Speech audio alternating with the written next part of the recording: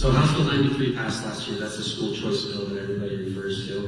$50 million was what was allocated. There's some major problems with accountability, which is one of the main reasons I voted against it. I'll give you a couple of examples. In that bill, I can form a micro school in my community, in my little neighborhood. I can have a school in my garage. I can invite 6 of my neighbors to bring their family and their kids over. I can charge them whatever I want. I can charge them $5,000. And then each one of them can go to the state and get a $5,000 tax credit to pay for it. So if I have 4 kids, 5 kids, I want 3 of them to go to this micro school, I get $15,000 from the state to pay for the micro school. I can also hire tutors, but it doesn't say in the bill how much you can charge for the tutors or how much they can charge. So I can have my neighbor come and tutor me on my kid on reading or whatever it is at $400 an hour. And that's perfectly fine, as long as I have a receipt.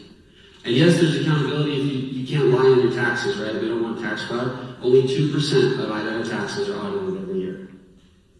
All right? We are basically redistributing all of our taxes in Bingham County, where we have no private schools, and sending it to Boise and Ada County, where they have most of the private schools. I just fundamentally think that's wrong.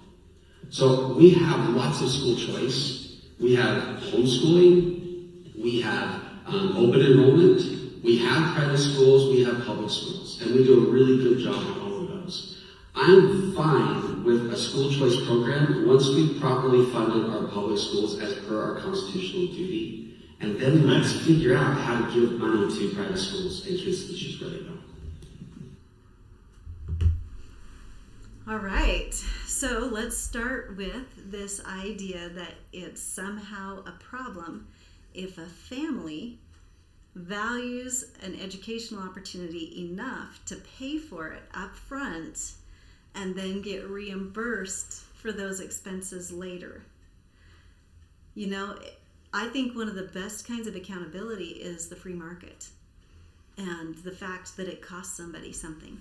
And so I've not been a fan of vouchers, but I do really think the tax credit is a great way to go because it does require a family to put skin in the game. And at the end of the day, they didn't make any money. The money cannot go to the family or to the parents. The money has to go to a school to pay tuition. It can go to reimburse them for a specific expense like a textbook or tutoring, but parents can't tutor their own kids, so it went to someone else. The parent has to be willing to pay for the service, and the free market is what provides that check and balance on the abuse, in addition to the requirement that you report. So beyond that, let's think about this idea that it's a problem for somebody to be able to start a school. So this micro school movement is actually the up and coming thing in the world of education all over the country.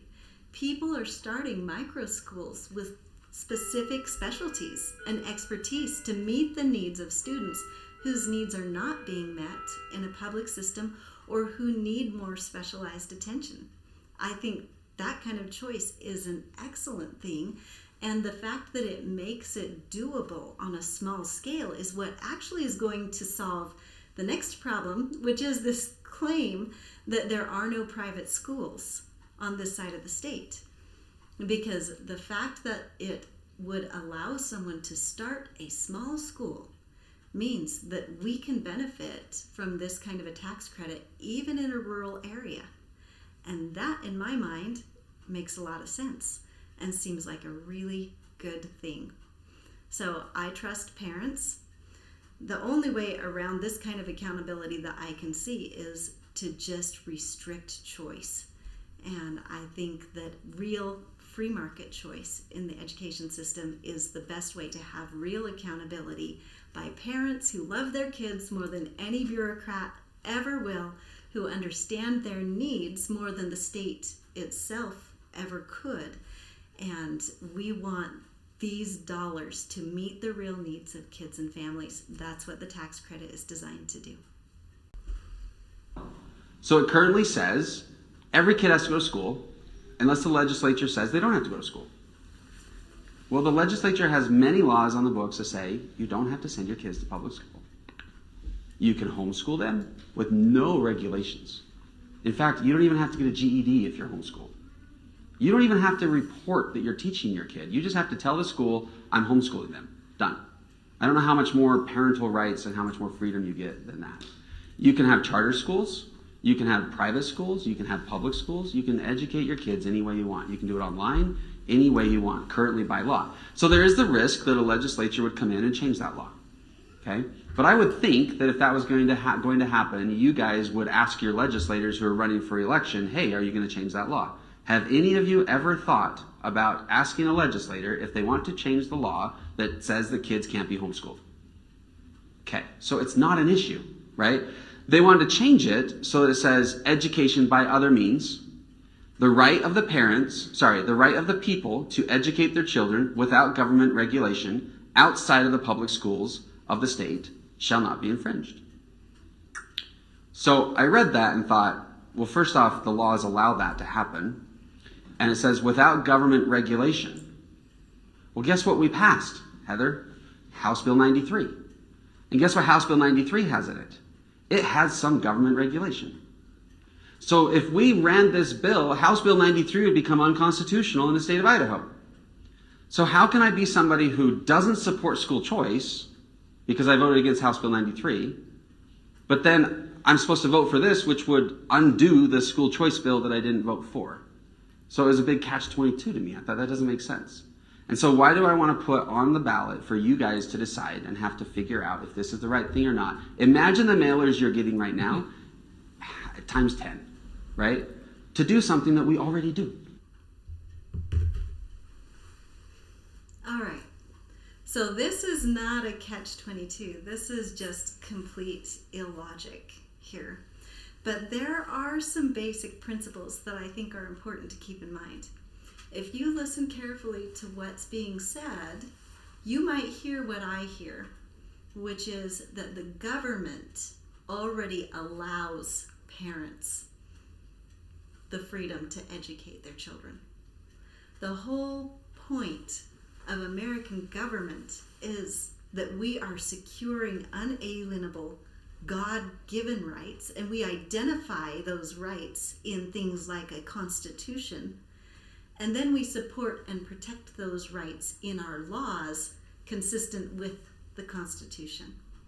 So God gives children to parents, and the family is a pre-governmental institution. That means that families existed before government. And government does not have a right to go into a family and take away those familial responsibilities and opportunities or to reassign them. So let's start with that. The Constitution is the right place to identify and protect those rights. The idea that if a candidate was running for office and people cared about it, they would ask them in advance is also difficult for me to understand, because there were people wanting to protect those rights. That's why the legislation was being run, to put it on the ballot and give voters a chance to vote on it. The other thing that's good to think about is the fact that having something on the ballot, once there's another ballot measure already on the ballot, does not add a lot of cost, and not all ballot measures result in a huge PR campaign. So we're already looking, most likely, at having an abortion initiative on the ballot. If we add one other thing, it's not going to change the costs significantly. But the bottom line is that parental rights are fundamental rights. But they have not always been protected in the state of Idaho. And it can be easy to forget when you've been comfortable and protected for a while how important something was. In the 1980s, we had courageous parents in the state of Idaho who had done nothing wrong except choose to homeschool their children, who were thrown in jail. and they fought to get those statutory protections for their parental rights. And things like the existing language that's still in our state constitution were part of the problem for them in the 1980s, because they contradict what's happening in our statute. So bringing the Constitution into line with good principles in a way that protects those parental rights, unless you just don't support those parental rights, refusing to align Constitution and statute doesn't make any sense. I voted for funding for schools, not 20 times against funding for schools. 20 times against funding for schools. There was a mailer sent out by my opponent 2 years ago that said, Julianne Young consistently votes against education, and it had a long list of bill numbers on it. Interestingly enough, the negative attack mailer sent by Idaho First this election cycle has the exact same list of bill numbers. And I know that most voters would look at that and feel kind of overwhelmed by all of those bill numbers. And so it appears to be this general statement that's got all of this evidence to support it. But there's some interesting things you find if you take time to look up those bills. So here are some of the things that those bills were supporting. A $4 million school database with links to sexually explicit content. That was a no vote. 56 new DEI positions, that's diversity, equity, and inclusion, at universities. That was also a no vote. Open-ended bullying legislation sponsored by Representative Mathias, who's a Democrat, that did not establish a legal definition of bullying, harassment, or intimidation, but instead stipulated that the Department of Education was going to come up with those definitions for the legislature. That was also a no. University budgets that had increases of 26% during the same time period when tuition was climbing by 21% and enrollment was declining. Those were no votes. New mandates that added bureaucratic layers without improving outcomes for a single student or teacher. State-funded pre-kindergarten was on that list, and so were those library budgets that we talked about a little while ago that got killed during the time that we were trying to get the Commission on Libraries to the table. What's not on the list is core K-12 funding or teacher salaries or any of the things that you would think of as core supporting education type expenditures, with one exception, and that was an increase in teacher pay for first year teachers only. And I remember really agonizing over that particular bill and then just feeling that it was unfair to offer a raise only to first year teachers while neglecting to give a salary increase to the teachers that had stayed. So that one that was a harder vote, but that's the only one that was a teacher pay or core K-12 funding vote. So it's easy to pull a long list of bill numbers up and make something appear to be one way. But beyond that, when you look at the votes against these bills, on average, 29 Republicans voted against those bills. So this is to vote no on these bills was not a fringe position. This was a very mainstream, these were mainstream Republican votes, and 5 of these bills actually died on the floor.